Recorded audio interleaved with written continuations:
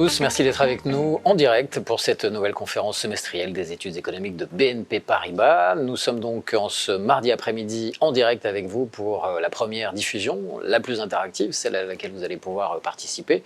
Ou si vous nous regardez plus tard, en replay. En tous les cas, merci d'être présent. Et un autre merci pour votre fidélité, car vous êtes de plus en plus nombreux à répondre présent à ce rendez-vous que nous vous donnons tous les semestres. Plusieurs centaines à vous être inscrits dès que vous avez entendu parler de la thématique de cette nouvelle conférence. Plusieurs milliers à nous avoir suivis sur le replay de la conférence du mois de juin. Donc merci à tous d'être présents. C'est un plaisir de travailler pour vous et de vous savoir aussi nombreux de l'autre côté du poste. Alors évidemment, vous êtes, vous, collaborateurs BNP Paribas, habitués à cet événement. Les clients qui sont désormais invités sont les bienvenus et sont présents. Alors c'est un cercle élargi, ce qui nous amène à débuter par un disclaimer, une clause de non-responsabilité que je vous lis.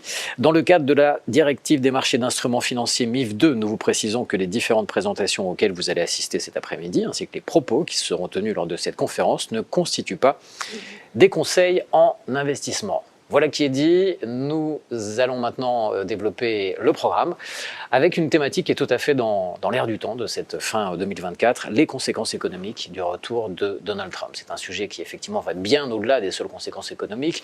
Les médias ont couvert évidemment sa réélection et sans doute son investiture, ce sera au mois de janvier prochain.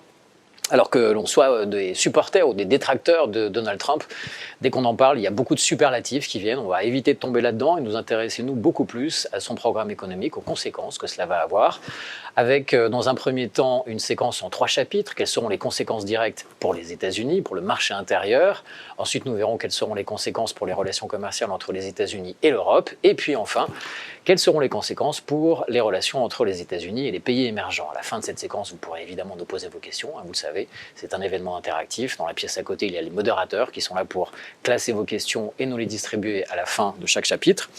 Et puis donc, second temps, après, nous nous arrêterons sur le volet énergétique et climatique de Donald Trump. On sait qu'il est très pro-business, ce qui n'est pas toujours favorable à l'environnement. Alors entre ses promesses électorales, la réalité de ce qui sera mis en place sur le terrain, où se situera le curseur entre activité, énergie et surtout environnement. Nous en parlerons dans un second temps avec Jean-Luc Proutat et Pascal Deveau qui nous rejoindront pour un deuxième plateau. Vous avez le programme, tout le monde doit être connecté, il est temps de débuter notre première partie. Jingle.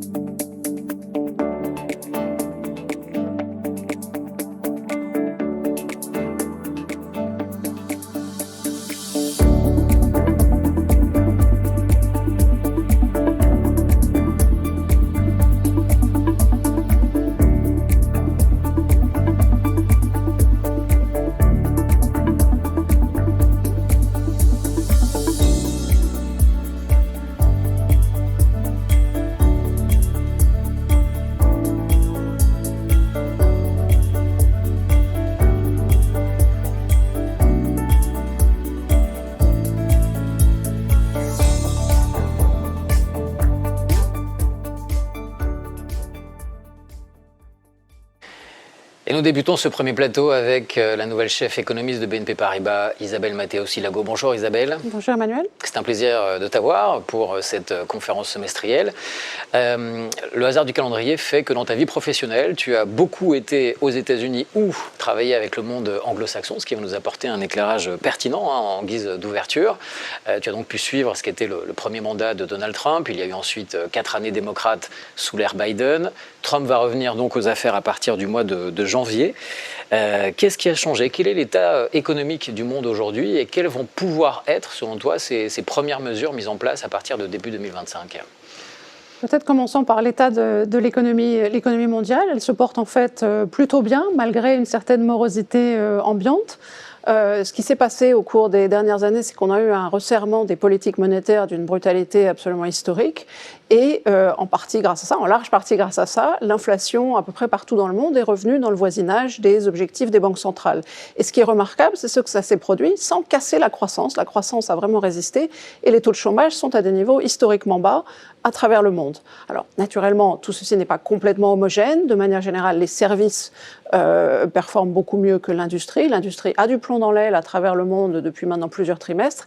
Et naturellement, les économies qui sont plus portées par l'industrie, comme l'Allemagne par exemple, souffrent. Donc l'Allemagne, oui, stagne depuis 3 ans, à l'inverse des économies plus portées sur les services, comme l'Espagne ou d'ailleurs les États-Unis, ont des taux de croissance très élevés. Donc des disparités, mais une situation plutôt bonne sur le plan économique. Quand on parle de l'actualité politique, le bilan est plus mitigé, hein, beaucoup d'extrêmes qui pointent, beaucoup d'élections cette année également. Quel est ton point de vue à ce niveau-là ?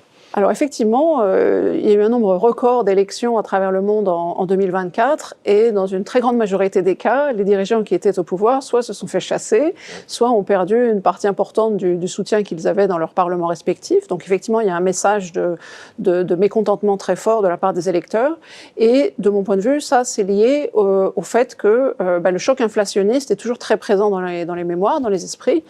Et tout simplement lié au fait que même si les salaires ont maintenant rattrapé le niveau d'inflation des prix, le niveau des prix lui-même est en moyenne pratiquement 25% plus haut qu'il y a juste quelques années, juste avant la pandémie.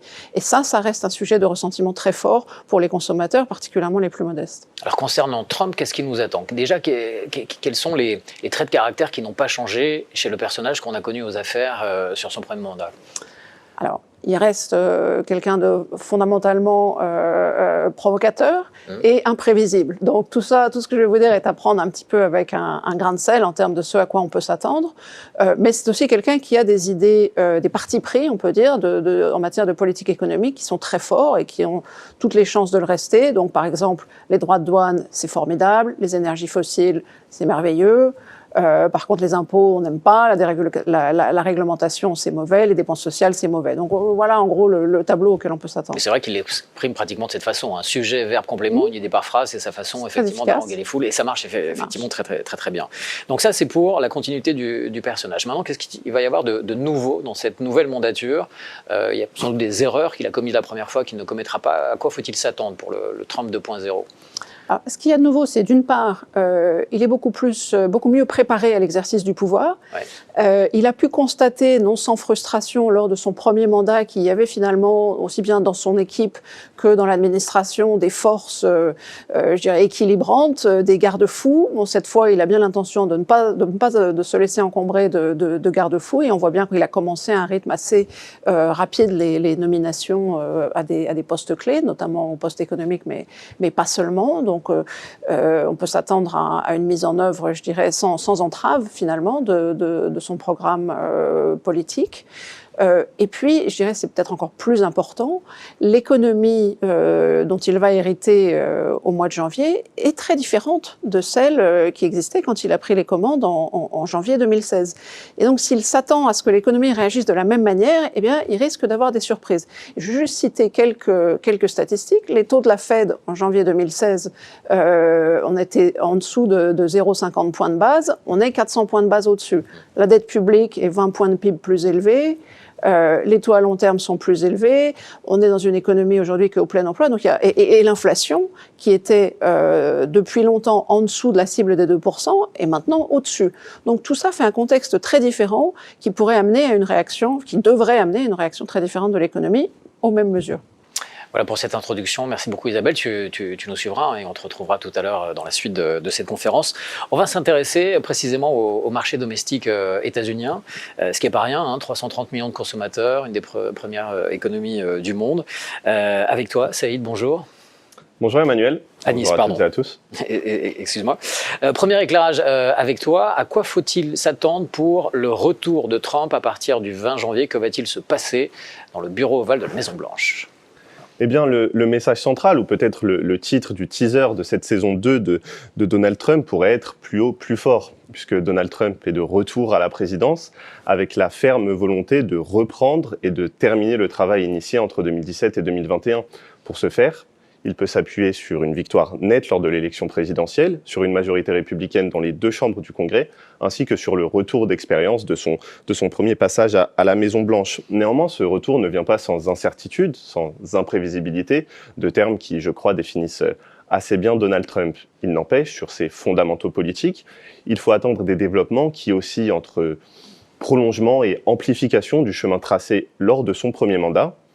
En revanche, une différence clé réside dans la différence d'environnement macroéconomique dans lequel son élection intervient cette année ou en 2016, ce qu'Isabelle a décliné précédemment. Parlons un petit peu des fondamentaux de sa politique. On disait que c'est quelqu'un qui est très lisible, qui sait bien enroguer les foules. Quels seraient les principaux piliers sur lesquels il va fonder justement sa politique à venir? Tout à fait. Alors nous identifions 4 piliers qui résument, je pense, assez bien l'approche de politique économique de Donald Trump.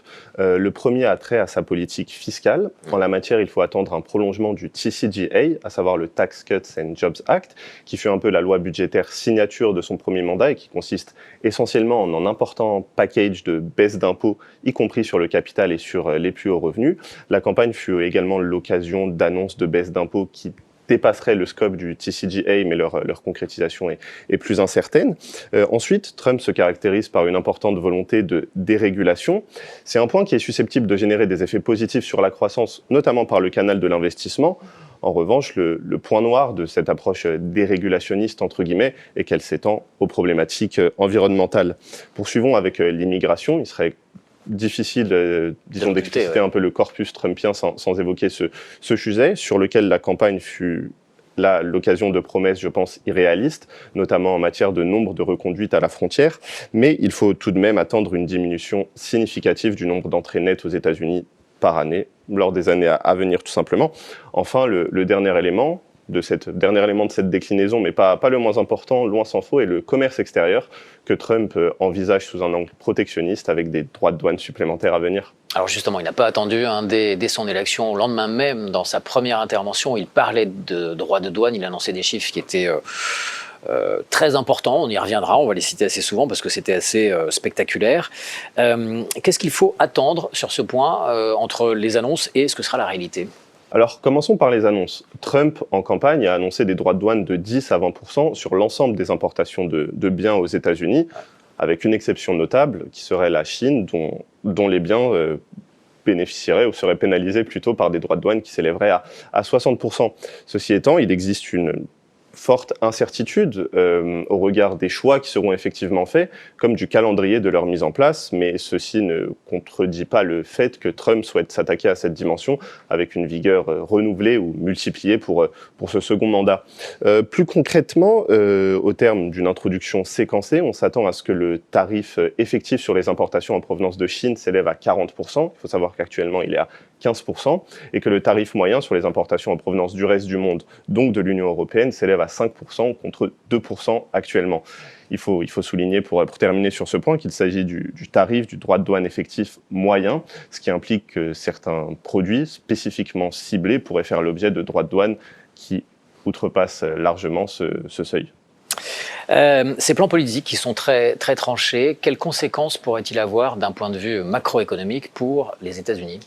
Bien, il faut d'abord souligner que le gros de l'impact du programme politique de Donald Trump sur la croissance est davantage à attendre pour 2026. À court terme, son élection n'a pas bouleversé les prévisions de croissance, qui restent sur l'idée d'un ralentissement d'une économie actuellement peut-être au-dessus du plein emploi de son niveau de long terme vers un niveau un peu plus équilibré, avec un taux de croissance annuel moyen qui s'élèverait à 2,1% en 2025 contre 2,8% attendu en 2024. Cela étant dit, je pense que le message central serait que les projets de Donald Trump sont associés à un agrandissement du risque inflationniste. Il y a 2 explications à cela. La première réside dans les plans douaniers évoqués précédemment, dans la mesure où ce sont les consommateurs qui supporteront au bout de la chaîne le surcoût lié à l'augmentation des droits de douane. Le second élément a trait à la politique migratoire, dans la mesure où il faut s'attendre à des pressions à la baisse sur l'offre de travail qui, en retour, vont induire un retour des tensions sur le marché de l'emploi, tout simplement. De plus, l'implémentation de baisses d'impôts, alors que l'économie se situe proche du plein emploi, est de nature à réduire leur efficacité d'une part et à agrandir le risque inflationniste d'autre part. Par conséquent, on s'attend à une réaccélération de l'inflation en 2025 à partir du T2, autrement dit à partir du début de l'application du programme économique de Donald Trump. Ceci implique que le scénario États-Unis en général passe de l'idée du soft landing, de l'atterrissage en douceur, autrement dit un retour de l'inflation à sa cible de 2% sans occasionner de récession économique, vers le no landing, pas d'atterrissage lié justement à ce redécollage de l'inflation. Alors si inflation il y a, la Fed sera là pour réagir, on peut attendre des actions assez fortes. Naturellement, un regain d'inflation conduira ou contraindra la Fed à maintenir une politique monétaire restrictive, donc à interrompre le cycle d'assouplissement débuté en septembre. C'est pourquoi, si nous continuons d'attendre une baisse pour la réunion de politique monétaire du mois de décembre de 25 points de base, nous attendons une cible de taux stable sur l'ensemble de l'année 2025 à 4,5% en limite supérieure. Et les conditions financières s'en trouveront d'autant plus resserrées que l'endettement fédéral américain, en relation avec le PIB, est sur une trajectoire haussière, ce qui suppose une augmentation à venir des rendements obligataires. Et finalement, cette combinaison de prix plus élevés, taux d'intérêt plus élevés, va peser sur la demande, donc sur la croissance que nous attendons en ralentissement en 2026 à 1,3% sur l'année. Alors quand on parle de la Fed, il y a évidemment les actions qu'elle va mener. Il y a également les hommes, puisqu'il n'y a pas eu de nomination à la Fed pour l'instant, mais on sait que c'est un des objectifs de Donald Trump. Tu confirmes ? Effectivement, de façon plus générale, l'idée d'une possible remise en cause ou tentative de remise en cause à venir de l'indépendance de la Fed a été très présente, au moins en toile de fond, durant la campagne électorale. Et il est, je pense, acquis que Trump va tenter en 2026 de nommer une personnalité plus accommodante en remplacement de Jérôme Powell à la tête de la Réserve fédérale. Jérôme Powell, dont le mandat arrive à expiration en 2026. Ceci étant dit, je pense qu'il existe quand même un framework institutionnel qui est là pour garantir ou protéger l'indépendance de la Fed. Celle-ci inclut la structure du Conseil des gouverneurs, le fait que si le président nomme des personnalités pour rejoindre le dit Conseil des gouverneurs, ces personnalités sont soumises à une confirmation indispensable du Sénat. Et pour finir, il y a le fait qu'il est quasiment impossible légalement pour le président de démettre un peu d'autorité à un membre du Conseil des gouverneurs. Donc, évidemment, le sujet de l'indépendance de la Banque centrale a tendance à être un peu effrayant dans la mesure où les conséquences pourraient être dramatiques si cela devait advenir. Néanmoins, ces garde-fous institutionnels font, je pense, que le risque est peut-être surévalué. On va donc suivre ça de très très près. Merci beaucoup, Anis. Merci. Les questions, si vous en avez pour les États-Unis, vous pouvez déjà les poser et on te les portera d'ici quelques minutes quand on aura terminé notre tour de table. Stéphane, j'en viens à toi, bonjour. Bonjour. Alors, les relations commerciales entre les États-Unis et l'Europe, ça va nous concerner directement, avec évidemment des leviers pour Trump 2.0 pour agir justement sur ces échanges commerciaux. Quels seront les leviers, les intermédiaires qui auraient le plus d'impact dans les relations avec l'Europe et sur qui ? Quel pays ? Oui, alors dans un premier temps, ce qu'on peut dire, c'est que Trump pourrait paradoxalement se révéler plutôt positif pour l'économie européenne, puisque la première version de Trump l'a été, globalement. Ouais. Ça a permis de maintenir la croissance aux États-Unis et ça a été un débouché en croissance pour beaucoup d'économies européennes, notamment l'économie allemande. Donc cette première version, si on la résume, c'était notamment des baisses d'impôts qui ont soutenu la croissance américaine, de la dérégulation, tout ce qu'a indiqué Anis, et qui est plutôt, au moins dans un premier temps, positif pour l'économie. Donc ça, ce sont des éléments qui devraient perdurer. Par contre, évidemment, la politique commerciale avec plus de tarifs douaniers, là, c'est difficile de dire que ça sera positif, au moins dans un premier temps. Et on devrait avoir un impact plus important sur l'économie européenne. Quels sont les pays et les secteurs qui potentiellement seraient les plus impactés ? Alors, ce qu'on a observé, c'est que l'excédent commercial européen avec les États-Unis a plutôt augmenté ces dernières années, et que l'Allemagne en fait à peu près la moitié. Donc c'est cible privilégiée, du coup. C'est une cible qui peut apparaître privilégiée, oui, effectivement. Et quand on regarde les autres pays qui pourraient être affectés, ce sont des pays qui, pour la plupart, ont une base industrielle plutôt importante. Donc l'Italie aussi, c'est la deuxième industrie européenne, plutôt peut-être un peu moins la France, du coup, mais on y reviendra un peu après. Et quand on regarde l'industrie, notamment l'Allemagne, les principaux excédents commerciaux concernent l'automobile, concernent les machines et équipements, concernent les équipements électriques et les biens intermédiaires. Quand on parle de biens intermédiaires, on parle de chimie, plastique, caoutchouc, métallurgie, ce type de secteur-là. Donc ce sont les secteurs qui sont à risque. Dans le premier mandat de Trump, on avait eu des tarifs douaniers sur l'acier, c'était un exemple. Et là, on pourra avoir davantage de tarifs sur davantage de secteurs, puisque cette version 2 de Trump est davantage préparée, nous l'avons entendu, et donc pourrait mettre davantage en œuvre son programme initial. Alors, et la France dans tout ça, on y vient. Qu'est-ce qui nous attend? Alors la France a l'avantage de ne pas avoir d'excédent commercial avec les États-Unis, ce qui fait qu'elle ne ressort pas particulièrement, contrairement à d'autres pays. C'est même un léger déficit de 2 milliards d'euros. Et quand on regarde son principal secteur d'exportation, et ses principaux même, on pourrait élargir secteurs d'exportation vers les États-Unis, ce sont des secteurs qui soit n'ont pas d'excédent non plus, comme l'aéronautique. C'est la première exportation française vers les États-Unis, mais c'est en déficit bilatéral. Il y a de plus une imbrication assez forte entre les différentes entreprises qui sont parties prenantes. Il y a une co-entreprise dans les turboréacteurs.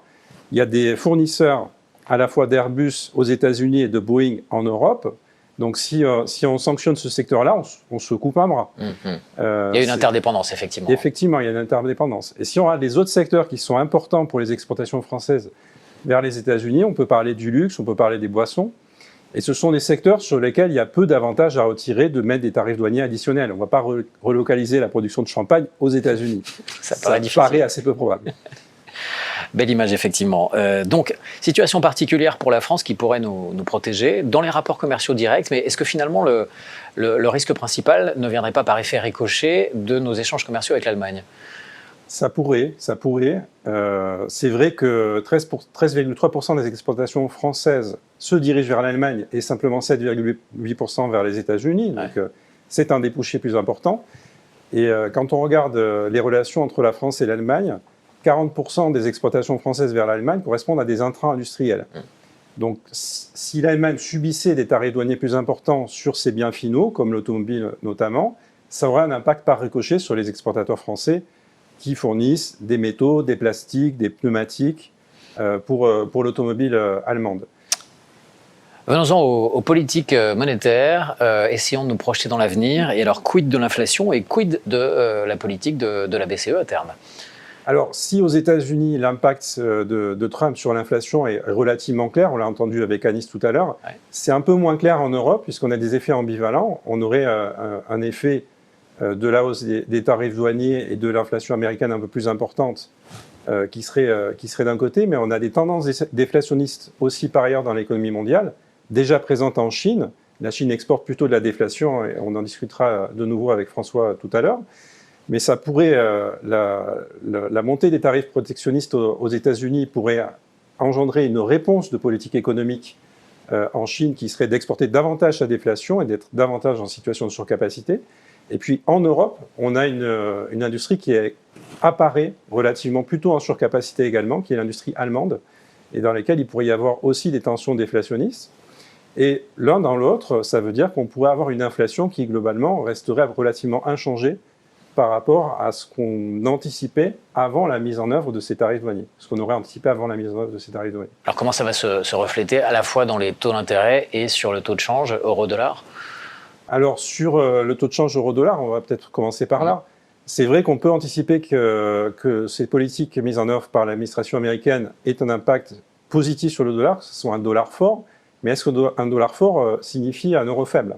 C'est ça aussi qu'il faut regarder pour l'inflation importée. Alors certes, on a certains biens qui sont tarifés en dollars, le pétrole est libellé en dollars, donc de facto, quand l'euro se déprécie par rapport au dollar, ça a un impact d'inflation importée. Mais par ailleurs, en termes de taux de change effectif, si on a un dollar qui monte, on peut anticiper, on en rediscutera de nouveau avec François tout à l'heure, que des devises asiatiques répondent différemment et peut-être se déprécient. Donc l'euro en taux de change effectif pourrait être beaucoup plus stable que cela. Et l'effet d'inflation importée pourrait être du coup gérable pour la Banque centrale européenne. Un peu plus d'inflation aux États-Unis, un taux de change avec des pressions relativement gérables et peut-être une conjoncture un peu plus négative dans notre appréhension, puisque nous venons de mettre à jour notre scénario économique dans notre appréhension récente en Europe, un peu moins de tension inflationniste donc, des effets qui se compensent. Et globalement, une politique monétaire de la BCE qui, pour nous, ne change pas en termes de cible de terminal de taux d'intérêt. On anticipe 2% de taux directeur au printemps prochain. C'est ce qu'on anticipait déjà avant l'élection de Donald Trump et c'est ce qu'on continue d'anticiper après l'élection de Donald Trump. Effectivement, je vous invite à suivre la conférence semestrielle qu'on avait faite au mois de juin où on évoquait justement ce taux cible de 2% et cette politique de la BCE. Merci beaucoup. Des questions peut-être pour nos échanges commerciaux entre l'Europe et les États-Unis. N'hésitez pas à les poser. Elles arriveront sur le chat d'ici une dizaine de minutes. Isabelle, je me tourne vers toi à nouveau. On vient d'entendre beaucoup de changements quand même sur cette arrivée de Trump au pouvoir. Est-ce que, alors je vais le mettre entre guillemets, ça ne pourrait pas être un électrochoc positif pour le vieux continent qui ronronne un peu? Est-ce qu'on ne peut pas voir ça comme une belle opportunité pour nous finalement? Alors ça pourrait, et pour être honnête, l'Europe en a bien besoin. Je crois que c'était en fait le message à mots pas vraiment couvert d'ailleurs de Mario Draghi dans le rapport qu'il a remis début septembre aux dirigeants européens. L'Europe est en train de décrocher, que ce soit en termes de PIB par habitant, en termes de productivité, d'investissement et fondamentalement de capacité à assurer son avenir de manière souveraine et autonome. Donc il y a urgence à agir sur une multitude de fronts et en général, ce genre de rapports sont mis dans un tiroir et oubliés encore plus rapidement qu'ils n'ont été écrits. Et cette fois, je pense en partie grâce à cet électrochoc de l'élection de Donald Trump, les dirigeants européens, au contraire, s'en sont saisis, l'ont étudié à fond, sont arrivés à la conclusion qu'ils étaient assez largement d'accord avec le diagnostic et qu'ils étaient par contre assez largement en désaccord avec les recommandations et ce qu'il faut en faire, en tout cas en désaccord entre eux. Et donc maintenant, ils se sont dit, on va essayer de se mettre d'accord et ça va prendre un peu plus de temps, mais au moins il y a une intention d'action et ça c'est positif. Toujours au niveau communautaire, je pense qu'il n'est pas anodin de noter que la semaine dernière, la Commission européenne a finalement signé un accord avec les pays du Mercosur, un accord de libre-échange concernant à la fois les biens et les services pour créer un marché de 700 millions de consommateurs. 25 ans après l'ouverture des négociations, le moment n'est pas anodin, comme je le disais, on est à un moment charnière où les nuages protectionnistes s'accumulent. C'est important pour l'Europe de signaler qu'elle reste ouverte au commerce international. C'est un fondement de sa prospérité. C'est un message important pour le reste du monde que de signaler que l'Europe reste désireuse de commercer avec tous ceux qui le souhaitent dans des termes justes. Et puis, dernier point, au niveau national aussi, on voit les effets de cet électrochoc. L'Allemagne, tout le monde avait une coalition de gouvernement assez dysfonctionnelle. On s'attendait tous à ce qu'il y ait un an de paralysie politique. Eh bien, pas du tout. Le jour même de l'annonce de l'élection de Donald Trump, le chancelier a décidé de tirer la bobine et de faire tomber son gouvernement en quelque sorte. Et on va avoir des élections anticipées au mois de février qui vont permettre de débloquer la situation plus rapidement. Et l'enjeu numéro 1, l'un des principaux enjeux de cette élection, c'est maintenant que faire de ce fameux debt break, cette règle constitutionnelle qui a été un frein extrêmement puissant à l'investissement public. Et l'Allemagne a beaucoup besoin d'augmenter son investissement public. Et là, d'un seul coup, il semble y avoir un consensus qui se forme en quelques semaines sur l'idée que oui, ce serait quand même bien de desserrer un peu cet étau du frein à l'endettement. Donc tout ça est assez positif. Donc c'est vraiment un moment d'opportunité. On ne peut pas être sûr que les actions vont être prises, mais en tout cas, il y a des éléments pour être optimiste. Déjà beaucoup de réactions par anticipation. Effectivement, c'était bon de le signaler. Dernier chapitre dans cette première partie. On s'intéresse donc aux relations commerciales entre les États-Unis et les pays émergents. Avec toi, François, bonjour. Bonjour Emmanuel, bonjour à toutes, bonjour à tous. Alors, je reviens très rapidement sur ces annonces du 26 novembre, le lendemain de l'élection, et il parle immédiatement de taxes douanières vers le Canada, vers le Mexique et vers la Chine. On sent que c'était un sujet qui était très, très prégnant chez lui. Ça faisait des années qu'il dormait là-dessus et qu'il avait envie de rétablir ces taxes à l'entrée qui sont très, très fortes. Ça ne va pas être sans conséquences sur les pays émergents. Est-ce que tu peux nous en offrir un rapide panorama ? Alors, oui, tout à fait. Alors d'abord, rappelons que ça va avoir un impact assez massif sur le commerce international. Oui. Alors, il y a deux études qui ont été publiées, l'une en septembre par le Peterson Institute for International Economics, et puis qui est un think tank américain, et puis le Centre d'études et de prospective internationale, qui est le CEPI, qui est un think tank français qui a été publié en novembre. Et d'après le CEPI, on aura un impact sur le commerce mondial négatif d'un peu plus de 3%. donc ce qui est loin d'être négligeable. C'est un peu moins que le choc de 2020, mais enfin ça reste assez significatif. Alors en termes de PIB et pour les pays émergents, alors sans surprise, il y a 2 pays qui vont être le plus affectés, évidemment la Chine, de l'ordre entre 1 et 1,5 points de PIB de choc négatif à l'horizon 2026, avec des mesures, un scénario avec des mesures de rétorsion de la part des autres partenaires des États-Unis, et puis un impact sur le Mexique, qui est un partenaire privilégié, et dans la simulation du Peterson Institute for International Economics, ils partent sur le principe que le pays sera affecté. Et là, on aura un impact sur le PIB mexicain de l'ordre de 1 point, ce qui n'est pas négligeable. En revanche, ces simulations montrent que sur les autres pays émergents, les impacts ne sont pas si élevés que ça, ce qui nous semble un peu étonnant parce que, vu les menaces que profère Trump, on peut s'attendre quand même à une contraction assez importante du commerce international. Alors après, si on voit par zone, alors il y a une chose un peu évidente, c'est que l'Asie et même l'Amérique latine seront plus affectés que les pays d'Europe centrale, tout simplement parce que pour les 2 premières zones, la part que représentent les États-Unis dans les exportations des pays, c'est entre 10 et 20% de leurs exportations, tandis que pour les pays d'Europe centrale, c'est moins de 5%. Juste, il y a 6% pour la Turquie. Donc, on a un impact direct qui serait plus important pour l'Asie et pour l'Amérique latine.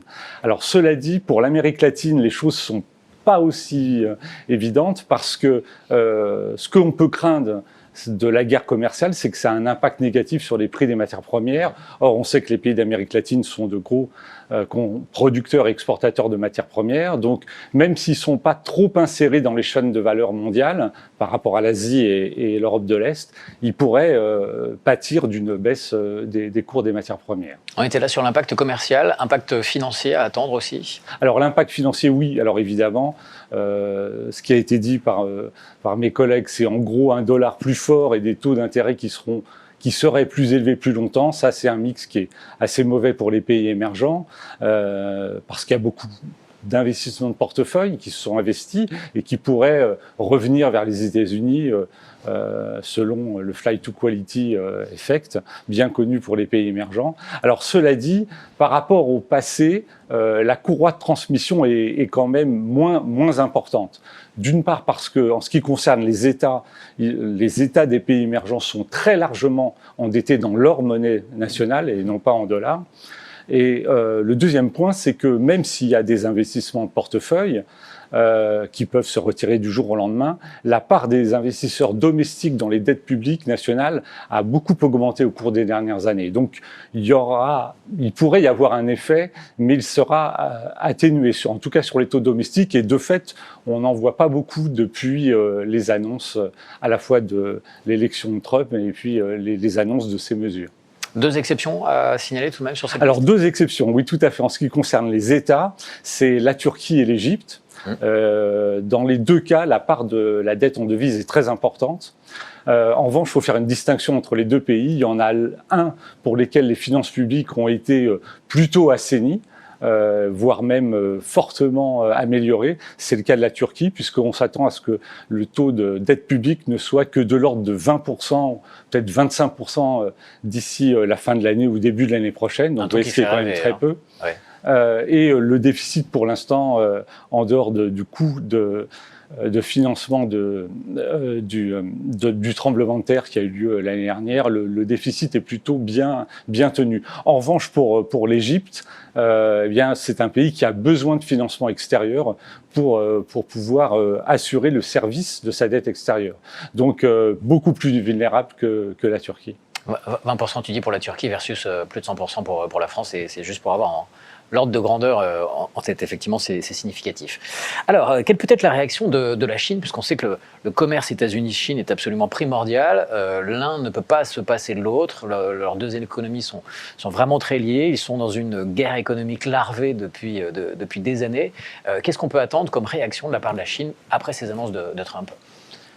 Alors d'abord, on peut attendre tout simplement des rétorsions. Ouais.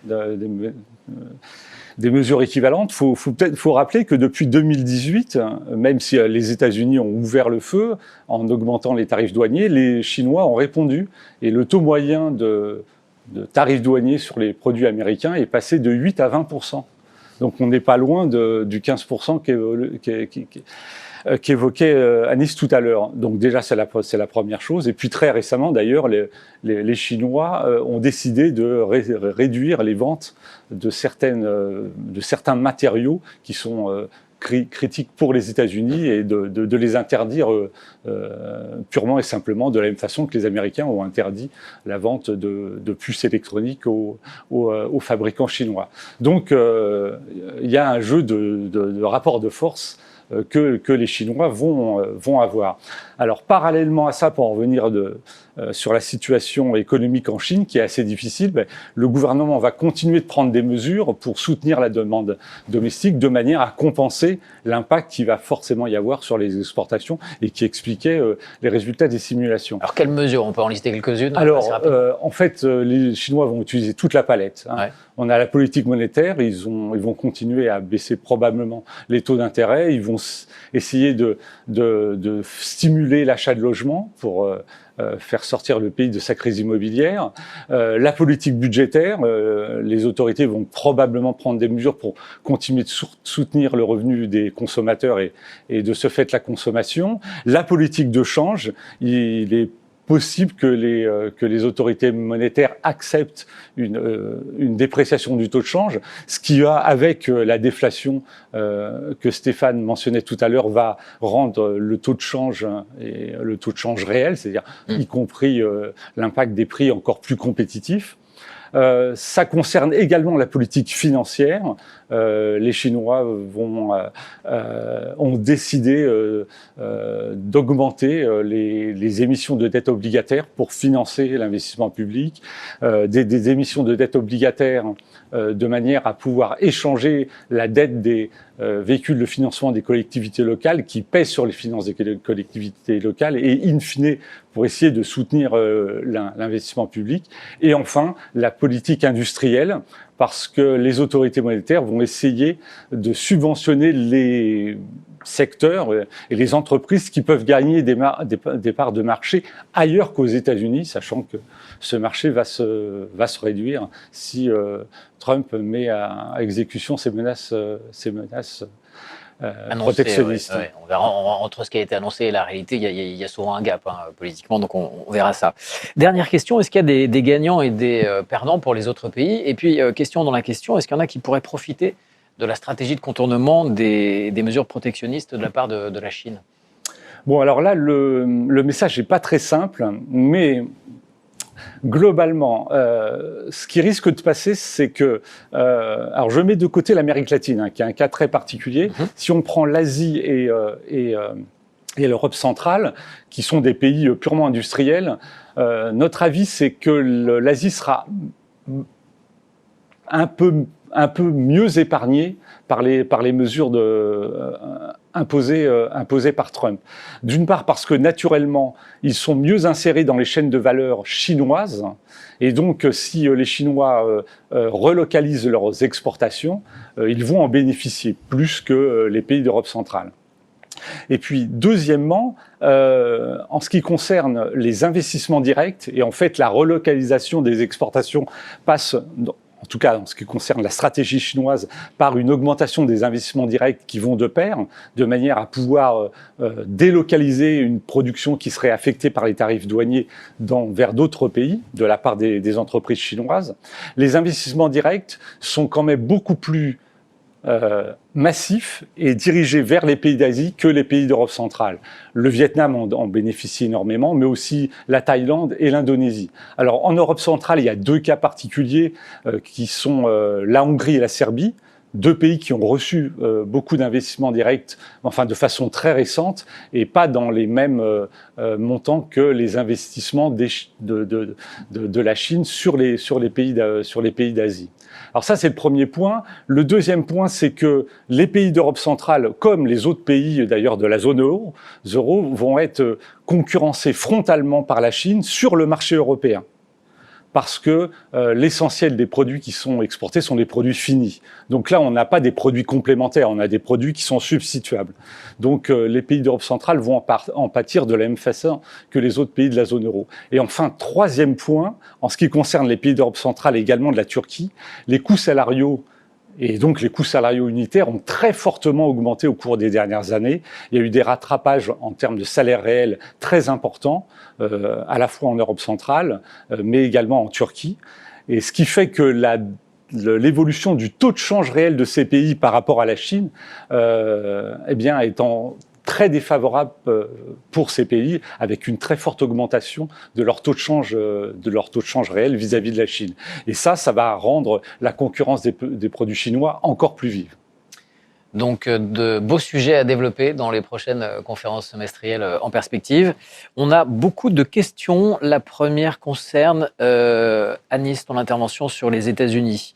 Je te la livre. L'autre dimension du policy mix que tu as évoqué rapidement tout à l'heure, avec la détérioration de la situation budgétaire évoquée en creux, faut-il s'inquiéter effectivement de ces dérapages, planche à billets qu'on a connu, beaucoup, dettes abyssales qui ne cessent de grimper aux États-Unis. Comment est-ce qu'on peut essayer de prolonger les courbes ?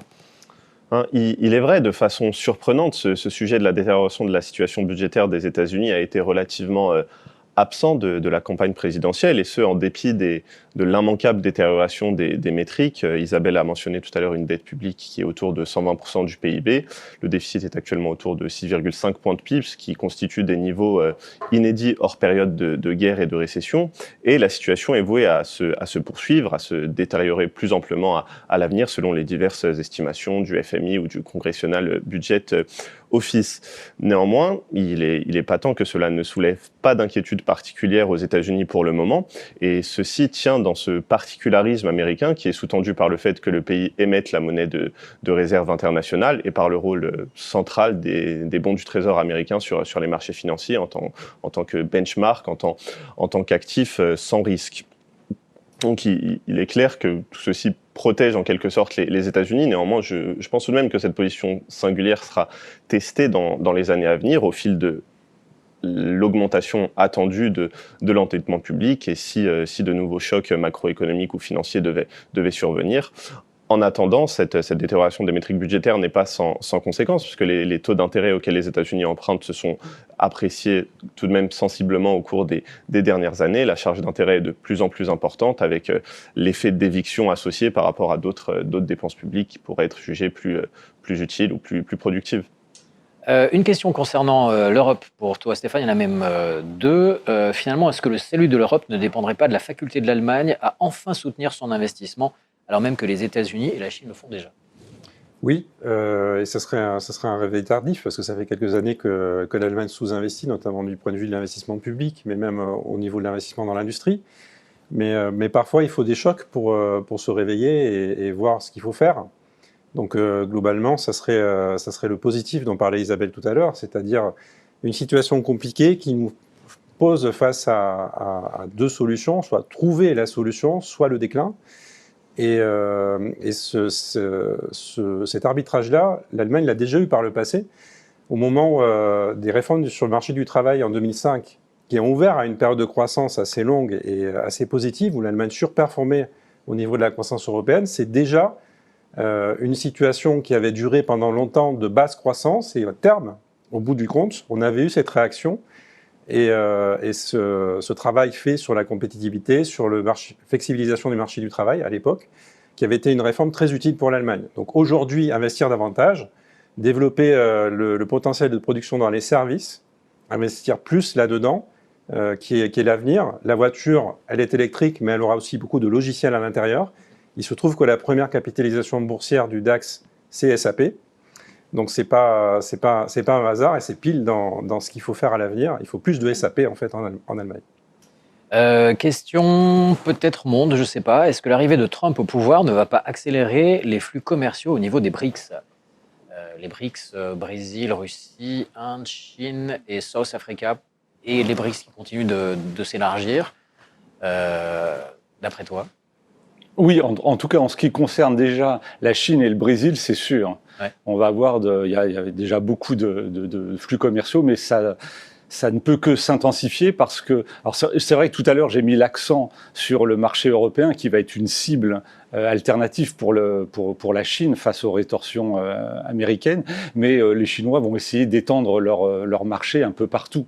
Et donc, ils vont le faire là où les marchés sont les plus importants. Donc, il est clair que les grandes économies, alors je ne mettrai pas la Russie dans ce cas pour des raisons très spécifiques, mais pour les autres pays, il est clair que la Chine et les entreprises chinoises vont essayer de développer le plus possible ces marchés-là de manière à supporter à soutenir leur croissance. Oui, tout à fait.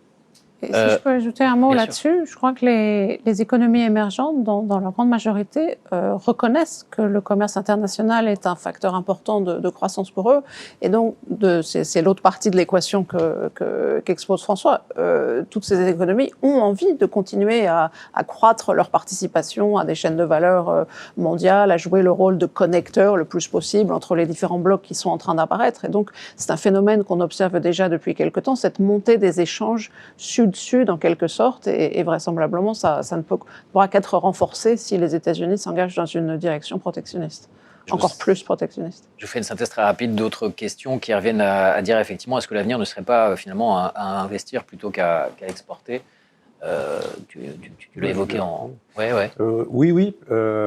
Effectivement, on peut se poser cette question, et à chaque fois que les exportations ont patiné, c'est la question qu'on s'est posée par le passé, donc c'est effectivement une très bonne question. Et notamment dans la réaction de l'Allemagne à ce qui peut se passer en termes de relations commerciales avec la Chine, c'est ce qu'on observe. Il y a une spécialisation de la Chine qui grignote la spécialisation allemande. Ils vendent moins d'automobiles en Chine. Et les investissements directs allemands ont battu des records en fait, vers la Chine ces derniers trimestres. Donc c'est aussi ce qui pourrait être fait aux États-Unis. C'est aussi ce que feront les Chinois en Europe. Au lieu d'exporter depuis la Chine, ils construiront leurs voitures en Europe. Donc c'est investir sur place. Et c'est ce que pourrait faire l'Europe aussi aux États-Unis. Au lieu de construire en Europe, voire au Mexique, construire aux États-Unis pour contourner ces barrières douanières. Merci à vous qui nous avez nourris de cette question, d'où l'intérêt de nous suivre en direct pendant la première diffusion. Merci messieurs d'avoir été sur ce plateau et d'avoir apporté la richesse de vos interventions. Vous allez nous laisser. Isabelle, en revanche, tu vas rester avec nous, bien évidemment, parce que tu concluras tout à l'heure cette partie. Nous passons au deuxième chapitre de cette conférence semestrielle et nous évoquons les enjeux énergétiques et climatiques. C'est parti.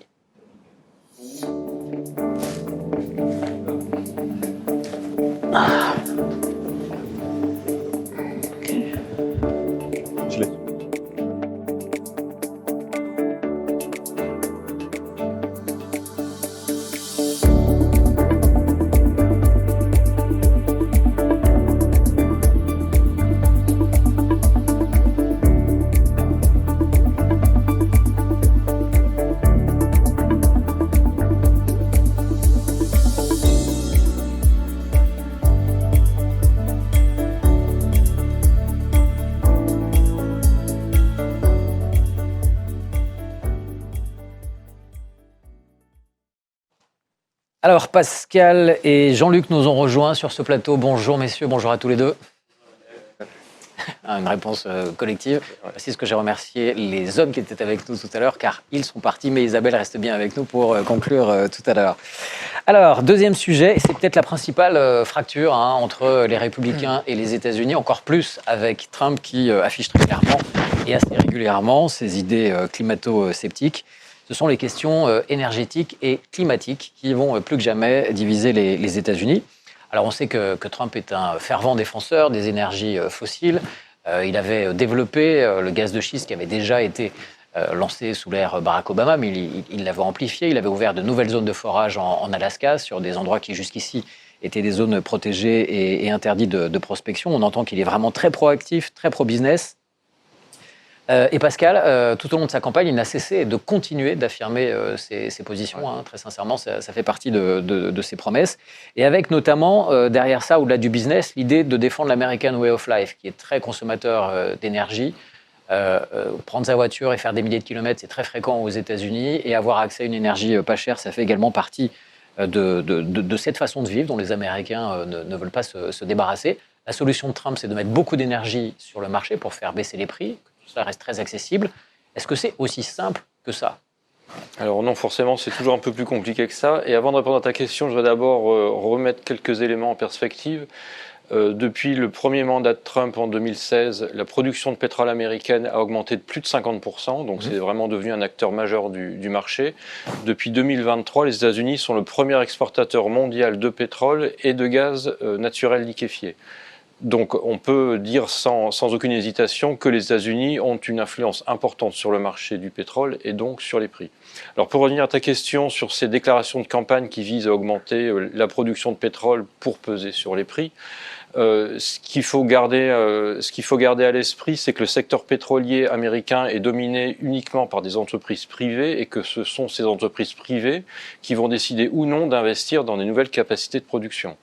Donc même si le gouvernement fédéral assouplit les réglementations pour faciliter le nouveau forage, notamment sur les terres fédérales, qui représentent à peu près 25% des terres possibles exploitables, au final, ce seront quand même les entreprises privées qui vont maximiser leurs revenus et qui vont décider d'investir ou non. Et actuellement, on est dans un marché du pétrole dont les prix sont plutôt orientés à la baisse. Et par ailleurs, on a un coût de production des producteurs américains qui est relativement élevé, notamment par rapport aux producteurs moyen-orientaux, par exemple. Donc on peut supposer que ces entreprises pétrolières américaines privées vont privilégier la redistribution de revenus à leurs actionnaires plutôt que d'investir dans des nouvelles capacités de production dans un marché dont les perspectives sont pour le moins incertaines, voire très mitigées. Donc ce sera un premier frein à cette volonté strictement politique de Donald Trump, la réalité économique, la réalité, la vraie vie, il y a ce qu'on pense, qu'on souhaite, et puis ce qui se passe dans les faits. Est-ce qu'il y aurait d'autres facteurs? Et alors en disant ça, j'ai un mot qui est très très fort dans ma tête, et je pense que ceux qui nous suivent aussi l'ont. Si on parle de géopolitique, ça peut être quelque chose quand même qui est oui, tout à fait. Alors c'est vrai que c'est souvent deux termes associés, marché de l'énergie et géopolitique, ça va un peu ensemble. Ce qu'on voit, c'est que la situation géopolitique internationale est très différente de ce qu'elle était par rapport au premier mandat de Trump, et qu'on a notamment un niveau de tension géopolitique beaucoup plus élevé au Moyen-Orient, qui est bien sûr la principale zone de production de pétrole et aussi de gaz dans une moindre mesure.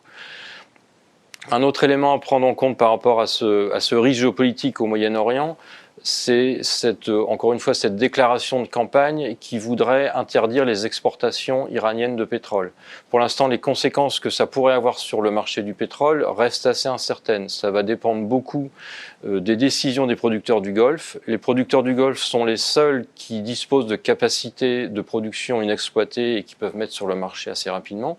Donc soit ces producteurs du Golfe remettent du pétrole sur le marché pour compenser la baisse liée à la baisse des exportations iraniennes, donc ils regagnent des parts de marché, ou soit ils temporisent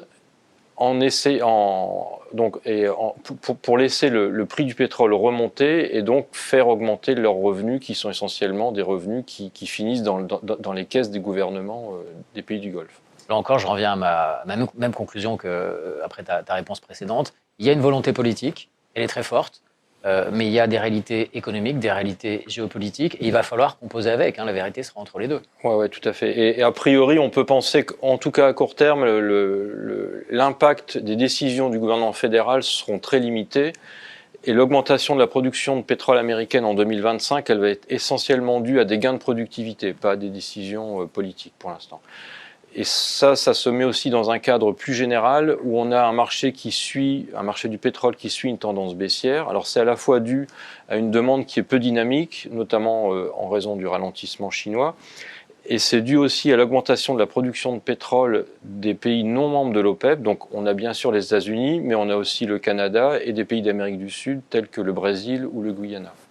On évoque depuis le début de cet entretien le pétrole. Il y a une autre source d'énergie qui est très très importante et sur laquelle on ne peut pas faire l'impasse, c'est le gaz.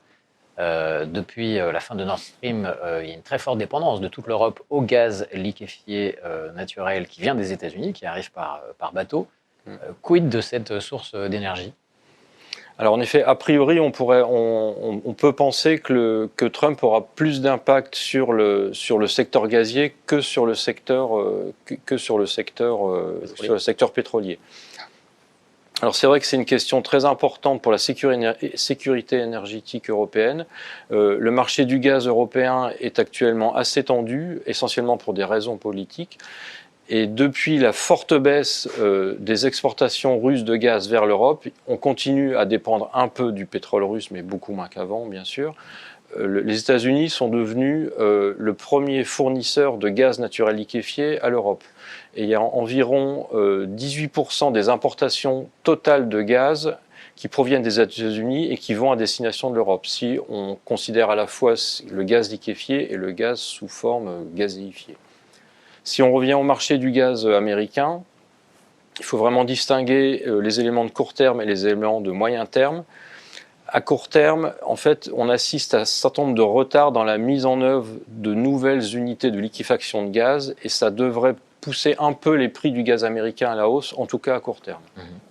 On entend à chaque fois, hein, quel que soit le domaine énergétique auquel on s'adresse, c'est qu'il y a une volonté politique de faire vite, mais que la réalité sera plus à moyen terme.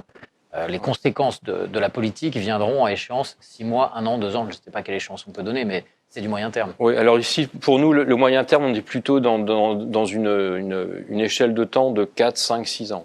Donc c'est un peu plus loin. Et en effet, les conséquences des décisions fédérales se feront sentir à moyen terme, parce que ce seront essentiellement des actions qui vont impacter la réglementation, un peu comme sur le pétrole. Donc on devrait avoir la fin du moratoire sur les nouvelles exportations de LNG. On devrait avoir des nouvelles autorisations de mise en œuvre d'unités de liquéfaction. Donc tout ce nouveau gaz va arriver sur le marché à moyen terme, ce nouveau gaz américain. Ouais. Ce qu'il faut voir aussi, c'est qu'à moyen terme, il va arriver sur le marché en même temps que d'autres producteurs qui vont aussi augmenter leur production, notamment le Qatar. Le Qatar va augmenter sa production de plus de 60% à horizon 2028-2030. Donc à moyen terme, on aura beaucoup de gaz qui va arriver sur le marché et il y a possiblement un risque de surabondance de gaz par rapport à la demande.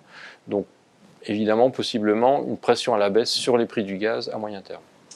Merci beaucoup, Pascal. Jean-Luc, je me tourne vers toi. On entend à travers ces propos le souhait de Trump d'être très proactif sur tout ce qui est énergie fossile, que ce soit effectivement gaz ou pétrole. Ce qu'on entend aussi, donc là, c'était très clairement dans son discours, c'est son climato-scepticisme. Et il l'a également presque verbalisé, en tous les cas c'est comme ça qu'on l'interprète, un souhait de sortir les États-Unis des accords de Paris, qui datent de la COP21, c'était en 2015. Ce sont des accords qui, juste pour rappel, visent à limiter les émissions des différents gaz à effet de serre pour limiter le réchauffement de la planète. C'est un accord majeur à l'échelle mondiale, et Trump voudrait s'en affranchir. Est-ce que finalement, le climat n'est pas le plus grand perdant de cette élection, pour le faire simple ? Oui, alors, il faut être honnête ou réaliste. Le retour aux affaires de Donald Trump n'est pas a priori une bonne nouvelle en matière de lutte contre le réchauffement climatique. Comme tu l'as dit, Trump se situe clairement dans le camp des climato-sceptiques, ce qui pose une véritable question quand on est amené à diriger un pays qui reste encore aujourd'hui l'un des principaux pourvoyeurs de gaz à effet de serre de la planète. Juste quelques chiffres. Depuis la révolution industrielle, les États-Unis sont responsables à peu près du quart des émissions de CO2 accumulées, et chaque Américain émet en moyenne 17 à 18 tonnes d'équivalent CO2 à l'année. C'est 2 fois plus qu'un Européen, 17 fois plus qu'un Africain. Donc il est bien évident que les États-Unis ont un rôle majeur dans l'évolution du climat, et que imaginer pouvoir progresser sur cette question sans les États-Unis est difficile. C'est un début un peu pessimiste, mais réaliste que tu nous proposes là. Alors cependant, il ne faut quand même pas confondre, parce que ça c'est important, Trump et les États-Unis. Déjà, on est sur un espace fédéral. Ça veut dire qu'il y a des gouverneurs qui sont là pour administrer chacun leur État, avec des vraies volontés politiques. Et si on regarde les chiffres, il y a quand même des signes d'encouragement, parce que les États-Unis, dans leur globalité, ont commencé déjà à diminuer leurs émissions de gaz à effet de serre. Tu confirmes ? Oui, absolument. Depuis une quinzaine d'années, c'est une tendance qui est lourde. Les émissions de CO2 des États-Unis ont baissé d'à peu près 20% en cumulé. Ça, c'est significatif. C'est significatif. Alors c'est moins qu'en Europe, mais enfin c'est quand même assez remarquable. Ça a d'ailleurs continué sous la première présidence de Trump. Donc c'est également à noter. Alors c'est vrai que les États-Unis restent encore très largement dépendants et assis sur les énergies fossiles, puisque ça représente au niveau national 80% de leur mix énergétique. Mais comme tu l'as dit, il y a certains États qui ont pris de l'avance dans leur décarbonation et qui, jusqu'à ce se rapprocher des meilleurs standards européens en la matière. Alors celui dont on parle le plus souvent, c'est la Californie, c'est ça? Oui, c'est le cas le plus connu, évidemment. La Californie produit déjà une électricité qui est décarbonée à plus de 60%. Donc ça se joue entre un mix nucléaire et énergie renouvelable, et ils visent 100% à horizon 2030-2035. Et ils ont de bonnes chances d'y parvenir pour ce qui est de la production d'électricité. Puis il y a d'autres exemples auxquels on ne pense pas spontanément, comme celui du Texas, qui est surtout connu pour son pétrole et son univers impitoyable, pour ceux qui ont des Alors pour les moins de 20 ans, voilà, c'est une célèbre série qui s'appelait Dallas. Voilà, et qui néanmoins, en fait, progresse à vitesse grand V sur l'énergie solaire. En fait, est en train de rattraper la Californie en termes de capacité de production, ce qui montre bien que l'État soit démocrate ou républicain, puisque le Texas est républicain et la Californie plutôt démocrate. La réalité du terrain dépasse un petit peu le clivage des discours politiques, et elle répond plus à des impératifs économiques, et ce qui porte les énergies renouvelables, surtout le solaire et l'éolien, avant tout aux États-Unis comme ailleurs, d'ailleurs, c'est l'effondrement de leurs coûts. Depuis une quinzaine d'années, l'éolien terrestre a baissé en coût de production de pratiquement 70% et le photovoltaïque de 90%. Donc c'est véritablement là que se situe le moteur. Donc on entend également le souhait du Texas de rester un acteur dans l'énergie, que ce soit le pétrole ou les énergies. Exactement, ils changent de source graduellement. Et bien négocier leur virage. Avec des tels résultats en termes d'augmentation de l'efficience des panneaux solaires, de réduction des coûts, Trump ne peut pas faire grand-chose. On est d'accord? Alors, je ne pense pas que la prochaine administration américaine puisse complètement mettre à plat l'Inflation Reduction Act, par exemple, qui encourage la transition énergétique des États-Unis, ne serait-ce que déjà, même parce que ça peut s'avérer rentable et que les entreprises américaines elles-mêmes y sont très attachées. Donc, ce sera peut-être un premier frein. Ceci dit, pour rebondir sur ce que disait Pascal, la transition énergétique, elle peut être freinée malgré tout par Trump si, par exemple, l'affaiblissement des lois environnementales amenait à faire baisser considérablement le prix du gaz de schiste, et qui rentrerait là un peu plus souvent dans les équations qu'on peut faire entre différents systèmes.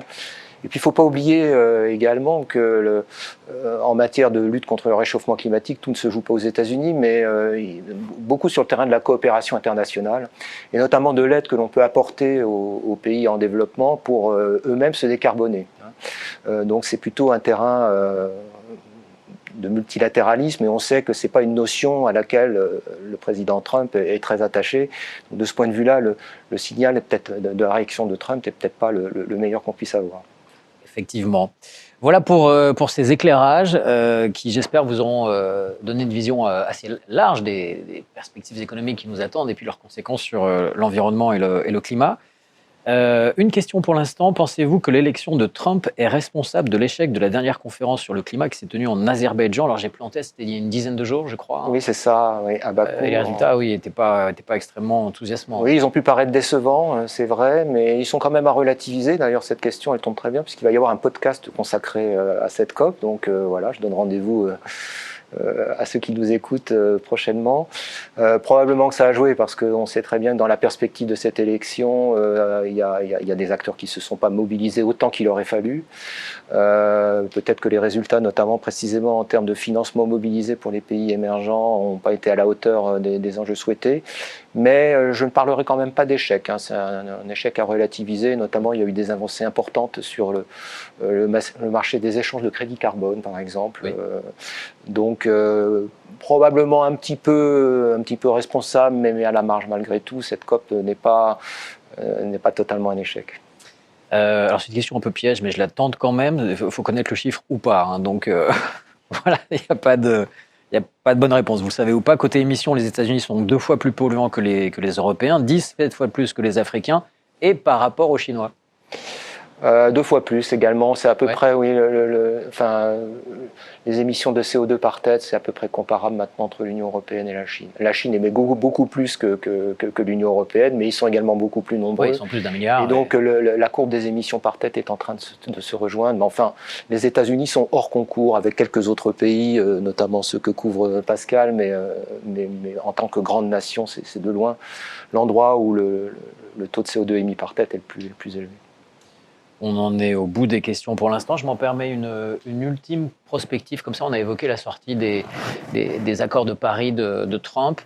Ce sera réellement le cas où on peut imaginer que la communauté internationale va réagir en face et essayer de temporiser un petit peu ça.